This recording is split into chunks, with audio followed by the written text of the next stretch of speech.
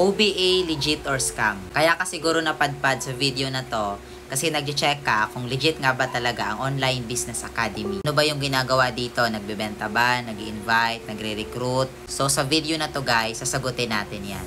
First of all, legit nga ba ang Online Business Academy? So sagutin muna natin yan. Ano ba kapag sinabing legit? Pag sinabing legit guys, ito yung business na registered sa government. Kung nakapag-watch ka na sa webinar orientation ng Online Business Academy, na-discuss naman doon na isa tayo sa mga highest paying taxpayer dito sa Pilipinas. So legit talaga yung company natin. Ngayon, ano ba yung ginagawa? Kailangan ba magbenta, mag-invite, nagre-recruit pa dito? So ang sagot po is hindi. Kasi kung nakapag-watch ka ulit doon sa orientation natin, nabanggit naman doon na ang ginagawa lang natin is mag-set ng appointment using the scripts na provided ng team sa local and international clients. At gagamitin natin yung automated website and system natin. So, ganun lang kadali. Kaya nga, kahit isa kang empleyado o OFW na busy sa trabaho, pero still naghahanap ng another source of income, then baka para sa'yo to. Gawin mo lang part-time kahit 2 to 3 hours per day. Magkaroon pala kami ng free training and another batch para makanood ng orientation natin. So, kung gusto kang mag-qualify,